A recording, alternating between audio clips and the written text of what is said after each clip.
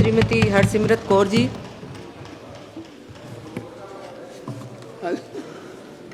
साड़ा जिक्र कर देना है।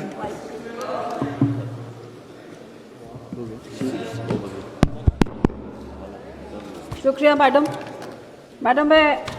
मेरे से पहले जो मेरे साथी ने जो इशू रेज़ किया, मैंने भी इसी इशू के बारे में आपके संज्ञान में लेके आना था कि पंजाब में अगस्त और सितंबर के महीने में बेतहाशा पानी के कारण जिस तरह की तबाही आई, जहां तकरीबन 2300 गांव बिल्कुल तबाह हो गए।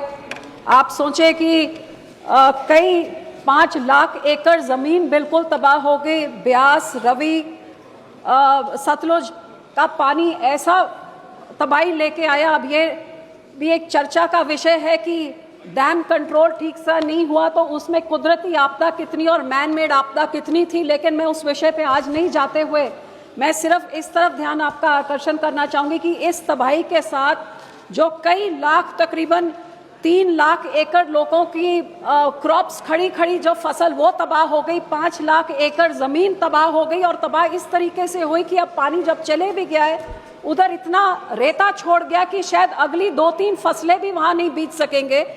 बॉर्डर में जो इंडो पाक का बॉर्डर है, जो तारों के उस तरफ ज़मीनें जिनके लोगों की थी, जो पुरखों के समय से वो ज़मीनों पे कल्टिवेशन कर रहे थे, वो रवि ब्यास रिवर ने तो वो सारा ज़मीन ही और ले गए। अब उनके पास ज़मीन ही नहीं रही तो उनका सारा कुछ तबाह हो गया, ना घर रहा ना जानवर रहा। तो मैडम, मैं आपके माध्यम से ये पूछना चाहूँगी कि सेंटर कह रही है कि स्टेट डिजास्टर रिलीफ फंड का 12,500 करोड़ रुपए स्टेट के पास है, लेकिन हमारी स्टेट की सरकार और स्टेट के वित्त मंत्री जी कह रहे हैं कि उनको सिर्फ 1500 मिला है अप्रैल से इस साल में।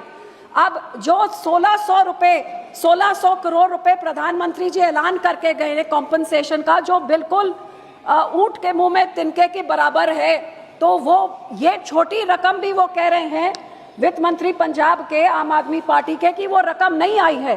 तो सरकार, केंद्र सरकार कह रही है 12,500 करोड़ पड़ा हुआ है, तो एक राज्य की सरकार कह रही है पैसे नहीं आए। लोग जिनके पास घर भी नहीं है, छत भी नहीं है, जमीन तक नहीं है, पशु तक नहीं है, स्कूल तबाह हो गए, अस्पताल, वो लोग कहाँ जाएं? इन दोनों के बीच में फैसला कौन करेगा और लोगों की बाह कौन पकड़ेगा? यहाँ पे पैसा मांगना बहुत अच्छा है, लेकिन लोगों के खाते में डायरेक्ट बेनिफिट के राही केंद्र की सरकार पैसे क्यों नहीं भेजती है ताकि लोगों का कुछ संवर जाए? ये मैं आपसे आग्रह करती हूँ कि आप सरकार तक मेरा संदेशा पहुँचाइए। माननीय सदस्य